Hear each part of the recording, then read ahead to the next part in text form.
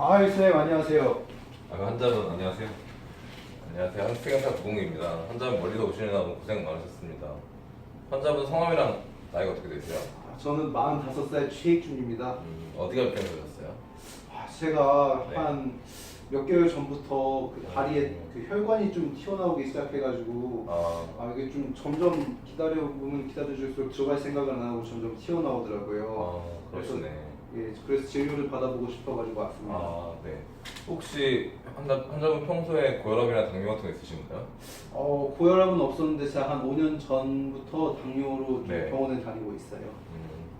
환자분 평소에 좀 직업이 많이 서 있으신가요? 제가 그 서비스직을 하는데요. 네. 그러다 보니까 하루에 6시간에서 7시간씩 서 있는 것 같아요. 혹시 증상이 나타나는 게 언제부터인가요? 한 6개월 정도부터 됐는데 네. 이게 점점 심해지기도 하고 좀 다리도 무거운 것 같고 그런 것 같아요. 통증은 뭐 아침에 일어났을 때 심하세요? 아니면은 활동하고 나면 더 심해지세요? 아침에는 좀 그래도 좀 개운한데 네. 이게 하루를 계속 서서 지내다 보니까 점점 지내면 지날수록 이제 조금씩 통증도 있고 그래요. 통증은 얼마나 심하세요? 통증은 조금 있는 것 같아요. 그러니까 맨 처음에는 그렇게 아프지 않았는데 네. 요즘엔 좀 더 신경이 쓰일 정도? 딱 그 정도인 것 같아요. 쥐도 좀 나시나요? 그 얼마 전부터는 네. 이게 자다가 쥐가 네. 나가지고 깨기도 하고 그런 것 같아요. 잠깐 알겠습니다.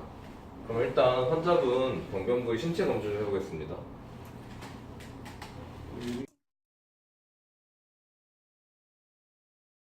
혈관이 이렇게 파랗게 그러시네요. 튀어나왔어요. 파랗게. 환자분 일단 다행히 피부 변화나 어떤 궤양 같은 건 아직 안 생겨서 아직 많이 병이 진행되진 않아 보이거든요. 그래서 너무 걱정 안 하셔도 될 것 같고, 이제 환자분 한번 이제 혈류 흐름이 좀 원활한지 보려고 동맥 촉진 한번 해보겠습니다. 괜찮으시고, 네, 여기도 괜찮으시네요. 지금 아마 환자분 아마 증상이 그래도 이 혈관 튀어나온 게 위에는 괜찮으시고 밑에 쪽만 나오셔서 너무 큰 걱정 안 해도 될 것 같습니다. 그러면 다른 검사 같은 건 안 해봐도 되는 건가요? 검사 이제 시즌만 했고 이제 확진을 위해서는 혈관 초음파라는 검사를 해봐야 돼요. 여기까지.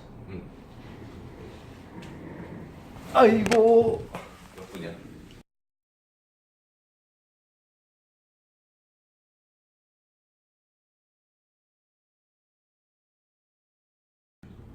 환자분 이제까지 해본 검사 결과 다리가 무겁고 불편한 느낌이 들고 이제 쥐도 나고 혈관도 튀어나온 거 봤을 때 아무래도 하지정맥류가 가장 강력하게 의심이 되는데, 하지정맥류는 보통 이 하지정맥 쪽에 판막이라는 게 있는데 그 판막이 제대로 기능을 하지 못해서 심장 쪽으로 혈류가 가지 못하고 하지 쪽에 혈류가 고여서 생기는 질환입니다.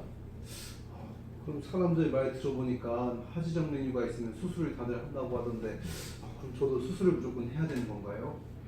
근데 이렇게 혈관이 튀어나왔다고 무조건 수술하는 건 아니고, 이제 보통 혈관 초음파라는 게 있는데 그것을 대봐서 이 병변들의 역류의 유무나 정도나 위치나 관통정맥의 역류 유무를 보고 그 다음에 이제 수술을 결정하게 될 것 같습니다.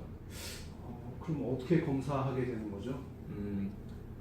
검사는 비교적 간단한데, 이게 저희가 이제 하지정맥류가 있는 부위에 혈관 초음파를 대서 실시간으로 혈관을 관찰할 거예요.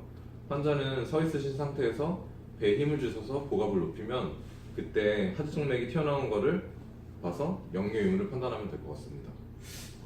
알겠습니다. 선생님 그럼 언제쯤 날짜를 잡으면 될까요?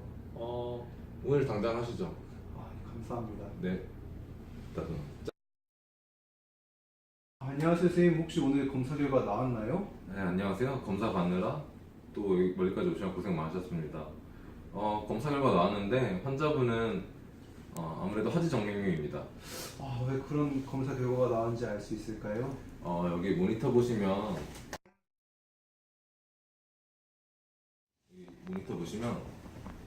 환자분 혈관 초음파에서 하지정맥의 혈류 역류가 0.9초 정도 지속되고 있어요.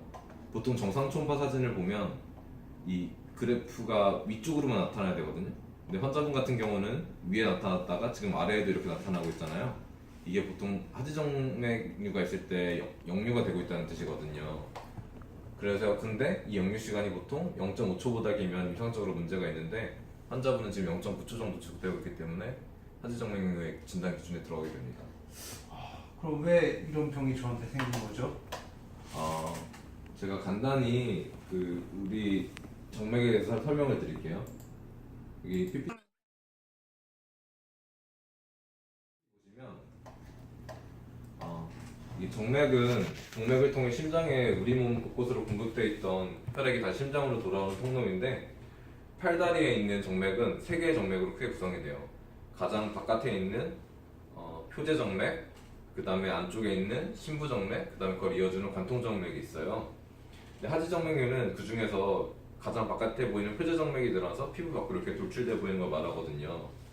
그리고 제가 저번에도 말씀드렸는데 정맥 내에는 판막이라는 게 있어서 그 판막이 혈류를 심장 쪽으로 계속 보내줘야 되는데 지금 환자분 같은 경우에는 판막의 약간 기능 부전으로 혈류를 위로 보내주지 못하고 하지 쪽에 정체되었기 때문에 이런 증상이 나타나는 것입니다. 그런가요? 네. 그리고 이제 중요한 게 그 사람의 하지에는 한쪽 하지에는 큰 두 개의 중요한 정맥이 있어요. 하나는 이제 다리 앞쪽에서 이렇게 사타구니 쪽으로 가는 대복정맥이라는 GSV라는 대복정맥이라는 게 있고 하나는 뒤쪽에서 이렇게 이제 우금을 거쳐서 사타구니에 들어가는 그 SSV라는 소복정맥이라는 게 있어요. 근데 이제 보통 그 두 개의 문제가 생기면 이런 하지정맥류가 잘 나타나거든요. 근데 환자분 같은 경우에는 지금 여기 사진에서 보듯이 그 GSV라는 대복정맥에 문제가 생겨서 이런 결과들이 나타나는 것으로 보입니다. 그럼 저는 수술을 해야 되는 걸까요? 하지정맥류 수술에는 어떤 이렇게 증상의 유무나 환자분의 의사가 중요해요. 뭐 운동이나 주사요법을 해도 자주 재발할 수도 있고. 나 여기 잘라줬어. 나 이거 여기가 왜 안 보이네. 일시정지? 일시정지. 그렇군요. 그러면 저 같은 경우는 수술을 하는 게 맞을까요? 사실 하지정맥류 수술에 있어서는 환자분 의사나 증상이 중요해요. 보통 이렇게 운동이나 압박 스타킹을 하거나 아니면 자꾸 주사요법을 해도 재발할 때 또는 정맥류에서 피가 나거나 표면에 궤양이 있을 때 이런 경우는 보통 수술을 하는 게 맞는데 지금 환자분 같은 경우는 증상이 엄청 심하진 않고 미용상 좀 두드러 보이긴 하기 때문에 환자분 의사가 중요할 것 같습니다. 그러면은 저는 수술을 해보고 싶습니다. 네. 그럼 선생님 제가 수술을 하고 싶은데 네. 혹시 수술을 하면 어떻게 진행이 되는 건지 제가 알 수 있을까요? 치료 방법엔 여러 가지가 있는데 보통은 이제 고주파랑 레이저를 이용해서 혈관을 좁혀주는 시술을 하게 됩니다. 여기 그림 보시면 혈관에 카테터를 넣은 다음에 이제 이게 열을 가하는 사진이거든요. 보통 이렇게 큰 혈관의 경우에는 이렇게 열을 가해서 이렇게 늘어난 혈관을 좁혀주게 됩니다. 그럼 제가 사실 밑에 쪽에도 뜨문뜨문 이렇게 혈관이 튀어나와 있는 부분들이 있는데 네. 그런 부분도 이걸 하면 다 없어지게 되는 건가요? 이제 보통 이렇게 큰 혈관의 경우에만 이런 시술을 하게 되고 작은 혈관의 경우에는 그냥 수술하는 과정에서 이렇게 기계적으로 뽑아주게 됩니다. 그럼 다 없어지게 되는 걸까요? 네, 아마 깔끔하게 없어질 것입니다. 그러면 혹시 막 열을 가하고 이러는데 뭐 부작용 같은 건 없을까요? 간혹 이제 큰 혈관을 소독하는 과정에서 이제 그 혈관 주위의 신경을 건드리거나 뭐 하지정맥류가 재발하는 경우도 있고 혹시 이렇게 감염될 수도 있는데 저희가 이제 그런 것 최대한 주의해서 환자분 안전하게 시술하도록 도와드리겠습니다. 정말 친절하게 설명해 주셔서 정말 감사합니다. 수술도 잘 부탁드리겠습니다. 네, 저 잘 부탁드립니다.